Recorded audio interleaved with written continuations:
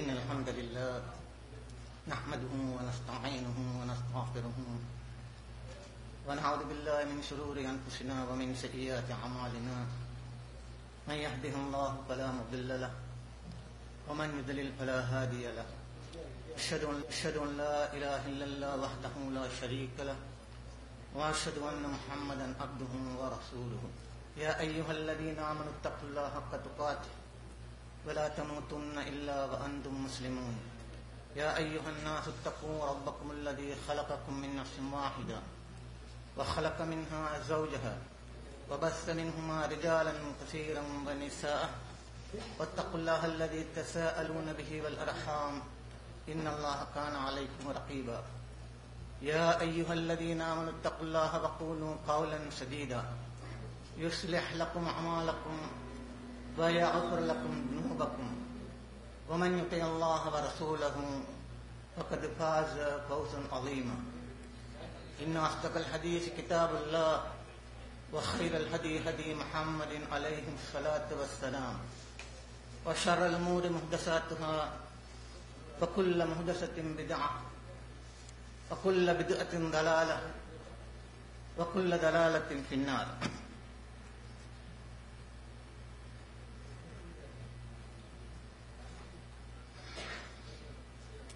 يا بني آدم قد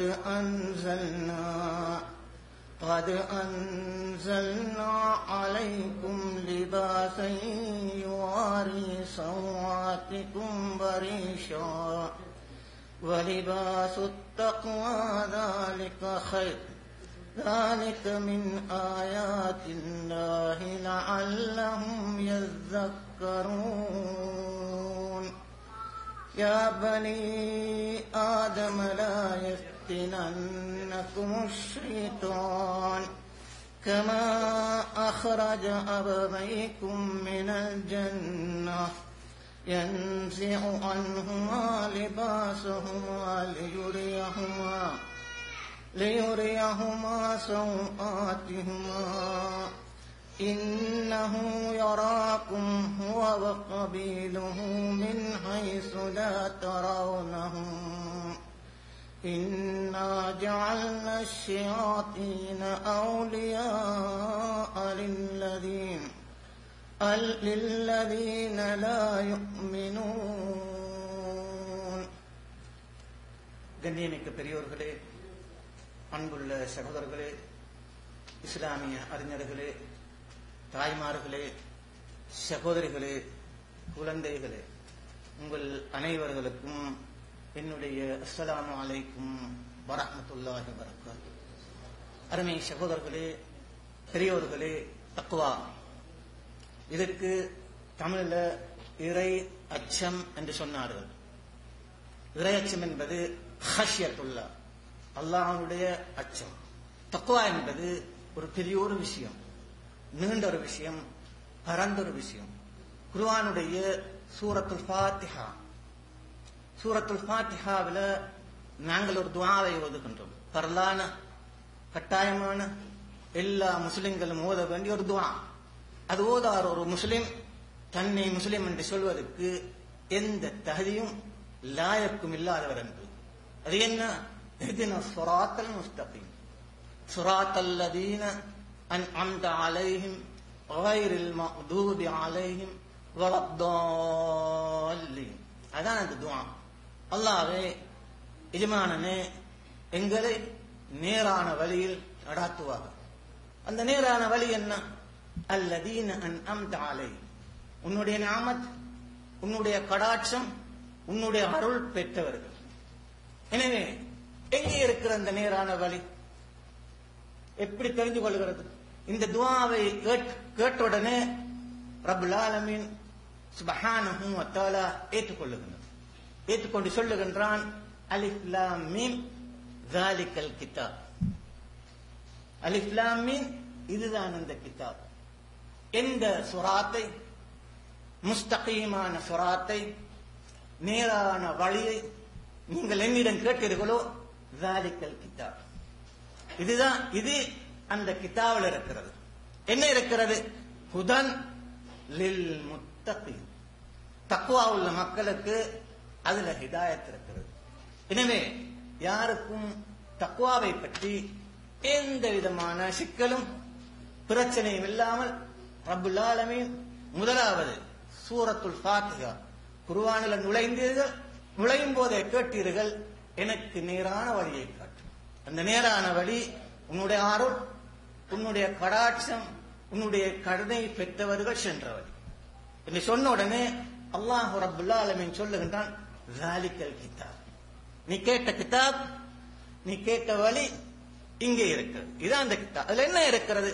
ஹுதான் லில் முத்தகீன், தக்வா உள்ள மக்களுக்கு அதிலே ஹிதாயத் இருக்கிறது. அலி பின் அபி தாலிப் ரலியல்லாஹு அன்ஹு அவர்களிடம் அவர்களுடைய ஒரு மாணவர் கூஃபாவில் வைத்து கேட்கிறார், யா அமீருல் முஃமினீன் மத் தக்வா, அமீருல் முஃமினீன் அவர்களே, தக்வா என்று சொன்னால் என்ன? தக்வா என்று சொன்னால் ஒரு ஜுப்பா, ஒரு தலப்பாகை, அல்லாவிட்டால் இதே போன்ற ஒரு ஷிமா அல்லது குத்ரா, ஒரு தாடி, ஒரு தஸ்பீஹ் கோர்வை, அது தக்வானுடையமா? வல்லாஹி லா, ஒருபோதும் அது தக்வானுடைய உருவம் இல்லை. குர்ஆனோ சுன்னாவோ தக்வா இதுதான் அதனுடைய உருவம், இதுதான் அதனுடைய ஷக்கல் என்று குர்ஆனோ சுன்னாவோ சொல்லவில்லை. அதனாலதான் அல்லாஹ் ரப்புல் ஆலமீன் எங்கெல்லாம் தக்வாவை சொன்னானோ அதனுடைய பண்புகளை சொன்னான். ஒரு மனிதன் தக்வா வந்தது என்று சொன்னால் அவன் எப்படி இருக்கும்? தக்வா ஒருவனிடம் இடம்பெற்றது என்று சொன்னான். ஒருவனிடம் சக்தி வந்தது என்று சொன்னால் அவன் எப்படி இருப்பான்? ஒருவனிடம் அறிவு வந்தது என்று சொன்னால் அவன் எப்படி இருப்பான்? ஒருவனிடம் பணம் வந்தது என்று சொன்னால் அவன் எப்படி இருப்பான்? ஒருவனிடம் அகம்பாவம் பெருமை வந்தது என்று சொன்னால் அவன் எப்படி இருப்பான்? அதே போன்று தக்வா வந்தால் அவனிடம் சில பல பண்புகள் வரும். அதைத்தான் எப்போதும் குர்ஆனில் சொன்னது. அருமை ரசூலுல்லாஹி அலைஹி ஸலாத்து வஸ்ஸலாம் அவர்களை சொன்னார்கள். அவர்களுடைய மாண்புமிகு தோழர்கள் சஹாபா பெருமக்கள் அவர்களை சொன்னார்கள். எனவே அமீருல் முஃமினீன் ரலியல்லாஹு அன்ஹு அலி பின் அபி தாலிப் ரலியல்லாஹு அன்ஹு அவர்களிடம் அவருடைய மாணவர் கேட்கிறார், மத்தக்வா, தக்வா என்று சொன்னால் என்ன? அவர்கள் கூப்பிட்டு ஒரு ஷக்கலையோ ஒரு உருவத்தையோ ஒரு தோற்றத்தையோ காட்டவில்லை. அவர் சொன்னார், அத்தக்வா அல் ஹவுஃபு மினல் ஜலீல் வல் அமலு பித்தன்ஸீல் வல் இஸ்திஅதாது லியௌமிர் ரஹீல் வல் இஸ்திஅதாத் லியௌமிர் ரஹீல். தக்வா என்று சொன்னால் அல் ஹவுஃபு மினல் ஜலீல், அல்லாஹ் ரப்புல் ஆலமீன் ஜலாலத் மாட்சிமை நிறைந்த ரப்பை அஞ்சுகிறது. வல் அமலு பித்தன்ஸீல், வஹியாக எவையெல்லாம் எங்களுக்கு செய்யுங்கள் செய்யாதீர்கள் என்று இறக்கப்பட்டதோ அல்லது ஏற்றுக்கொள்ளுங்கள் அல்லது விடுங்கள் என்று ஏவப்பட்டதோ அல் அமலு பித்தன்ஸீல். எனவே வஹியால வந்தவைகளை வைத்து அமல் காரியமாட்டுகிறது. வல் இஸ்திஅதாத் லியௌமிர் ரஹீல், பிரயாண தினத்துக்கு எல்லோரும் தவிர்க்க முடியாமல் ஓடி ஒழிக்க முடியாமல் கட்டாயம் போக வேண்டிய பிரயாண தினத்துக்கு இஸ்திஅதாத் ஏற்பாடு பண்ணுகிறது. இதைத்தான் அமீருல் முஃமினீன் ரலியல்லாஹு அன்ஹு அவர்கள் எங்களுக்கு தக்வா என்று சொன்னார்கள். எனவே அருமை சகோதரர்களே, இதிலே இருந்து எங்களுக்கு என்ன தெரிய வருகிறது? அல்லாஹ் ரப்புல் ஆலமீன் ஆரம்பத்தில் முதலில் முத்தகீன் தக்வா உள்ள மக்களுக்கு ஹிதாயத் என்று சொன்னபோது அல்லதீன், அவர்கள் யார் தெரியுமா? தக்வா உள்ள மக்கள் யார்? யுமினூன பில் கைப், மறைவானவற்றை நம்புகின்றவர்கள். வயுகீமூன ஸலாத், தொழுகையை நிலைநாட்டுகின்றவர்கள். வமிம்மா ரஸக்னாஹும் யுன்ஃபிகூன், நாங்கள் கொடுத்தவற்றிலிருந்து செலவு செய்கின்றவர்கள். அல்லாஹ் ரப்புல் ஆலமீன் அங்கே சொன்னான், தக்வா என்று சொன்னால் இதுதான். தொடர்ந்து அவன் நிறைய சொல்லியிருக்கின்றான், குர்ஆன் நிறைய சொல்லியிருக்கின்றான். எனவே இதுதான் அவன் அங்கே எங்களுக்கு வர்ணிக்கிற ஆரம்பத்தில். குர்ஆனை நீங்கள் ஓதி ஆரம்பிக்கும் போது உங்களுக்கு சொல்லியாச்சு இது தக்வா உள்ள மக்களுக்கு ஹிதாயத்து. அதனோடு உங்களுக்கு சொல்லியாச்சு அவர்கள் யார்? யுக்மினூன பில்லாஹ், யுக்மினூன பில் கைப், மறைவானவற்றை நம்புகின்றவர்கள். வயுகீமூன ஸலாத், தொழுகையை நிலைநாட்டுகின்றவர்கள். வமிம்மா ரஸக்னாஹும் யுன்ஃபிகூன், நாங்கள் கொடுத்தவைகளை வைத்து கொடுத்தவைகளை கொண்டு அவர்கள் தர்மம் செய்கின்றவர்கள், செலவழிக்கிறவன் சொல்லி. இதைத்தான் அல்லாஹ் ரப்புல் ஆலமீன் அதை தொடர்ந்து அவன் சொல்லுகின்றான். அதன் பிறகு விசுவாசிகளை பற்றி சொல்லிவிட்டு இரண்டு கூட்டத்தாரை பற்றி சொல்லுகின்றான். அந்த இரண்டு கூட்டத்தார், ஒன்று நயவஞ்சது காபிர்கள். முஸ்லிம்களை பற்றி, விசுவாசிகளை பற்றி, தக்வா உள்ள மக்களை பற்றி ஒரு சில வார்த்தைகளோடு முடிக்கின்றான். காபிரீன்களை பற்றி அதையும் விட குறைவான வார்த்தைகளோடு முடிக்கின்றான். அதன் பிறகு நயவஞ்சவர்கள், முனாஃபிகீன்கள், சூரத்துல் பக்ராவுடைய பெரிய ஒரு பகுதி அவர்கள் எடுத்துக்கொண்டார்கள். நயவஞ்சவர்கள், முனாஃபிகீன்கள், இந்த இருசாராரும் தக்வா இல்லாத மக்கள். எனவே அவர்களை காட்டி நாங்கள் அல்லாஹ்விடம் நேர்வழியை கேட்கும் போது என்ன சொன்னோம்? அந்த அலை, உன்னுடைய அருள், கிருபை, ரஹமத்து பெற்றவர்கள். உன்னுடைய கோபத்துக்கு, உன்னுடைய சாபத்துக்கு, உன்னிருந்து விரட்டி அடிக்கப்பட்ட, தூரமாக்கப்பட்ட மக்கள் அல்ல. இந்த நாங்கள் அல்லாஹ்வுடன் சொன்னபோது அவன் அவர்களை சொல்லுகின்றான், நீங்கள் அதாவது தக்வா உள்ள மக்கள் இப்படி, காபிர்கள் இப்படி, தக்வா இல்லாத மக்கள், முனாஃபிகீன்கள், நயவஞ்சர்கள் இப்படி என்று சொல்லி. எனவே நீங்கள் பார்க்கலாம், குர்ஆனுடைய சூரத்துல் பக்ராவுடைய ஆரம்ப சப்ஜெக்ட் இந்த மூன்று பேரையும் பற்றித்தான். எனவே அருமை சகோதரர்களே, பெரியோர்களே, இன்று நான் சில அருமையான சகோதரர்களோடு அமர்ந்திருந்தேன். எனவே அவர்கள் எனக்கு உண்மையிலேயே அந்த அமர்வுல தக்வாயை பற்றிய சில புதிய விஷயங்களை, தகவல்களை உங்களோடு கதைக்க வேண்டும், பேச வேண்டும் என்ற ஒரு கைட்லைன், வழிகாட்டுதலை எனக்கு அந்த அமர்வுகளை கிடைத்து விட்டது. இல்லை என்று சொன்னால் தக்வாவை பற்றி நான் வேறு ஒரு சிந்தனையோடு இங்கே வந்திருந்தேன். காலையில அந்த அமர்ந்த அமர்வுல எனக்கு கிடைத்தது தக்வா இப்படி ஒரு கைட்லைன்ல, வழிகாட்டுதல் அடிப்படையில பேசணும் என்று சொன்னால் இன்றைய காலகட்டத்தில், நம்முடைய இன்றைய தேவையில அது மிக மிக பிரயோசனமாக இருக்கும் என்று சொல்லி சொன்னது. எனவே அல்லாஹ் ரப்புல் ஆலமீன் இங்கே சொல்லுகின்றான், யா பனி ஆதம், ஆதமுடைய மக்களே. ஆதமுடைய மக்கள் யார்? விசுவாசிகள், காபிர்கள், முனாஃபிகீன்கள், அனைவரும் எல்லோரும் ஆதமுடைய மக்கள் தான்.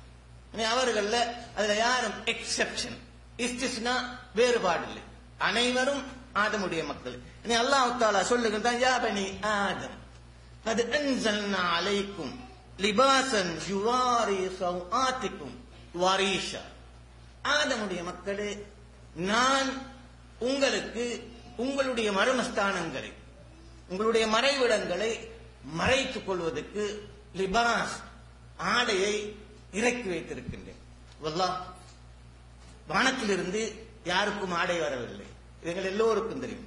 ஈசா அலைஹிஸ்ஸலாம் அவருடைய ஹவாரியுன்களுக்கு மாத்திரம் வானத்திலிருந்து உணவு வந்தது, சாப்பாடு வந்தது, அதுவல்லாமல் ஆடைகள் வரவில்லை. ஆனால் அல்லாஹ் ரப்புல் ஆலமீன் இறக்கி வைத்திருக்கிறேன் இங்கே என்று சொல்லும் போது அதை, லிபாஸை எப்படி பாவிக்க வேண்டும் என்ற வழிமுறைகளையும் உருவாக்க வேண்டும், எப்படி என்ற கட்டளைகளையும் வசதிகளையும் சௌகரியங்களையும் தேவைகளையும் அதனுடைய காரியங்கள் அனைத்தும் அவன் இறக்கி வைத்தான் என்ற பொறுப்பை அவனை எடுத்துக் கொள்ளுகின்றான். அதனோடு லிபாஸோடு இன்னும் ஒன்றை இறக்கி வைத்தான்.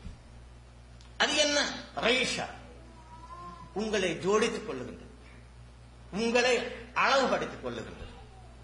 சொல்லிவிட்டு இது ரெண்டும் எங்களுக்கு ஆடையில இருக்கிறது. ஒரு மனிதன் ஆடையை 3 காரியங்களுக்காக உடுக்கின்றான். 3 காரியம். ஒன்று, தன்னுடைய மர்மஸ்தானத்தை மறைத்துக் கொள்வது. இரண்டாவது, வெளியே இருந்து வருகின்ற ஆபத்துகளை நிகழ்ச்சி பண்ணிக் கொள்ளுகிறதுக்கு, வெயில், புழுதி, தூசி, காற்று, பனி போன்றவைகளிலிருந்து தன்னை காப்பாற்றிக் கொள்வது. மூன்றாவது, தன்னுடைய கண்ணியத்தை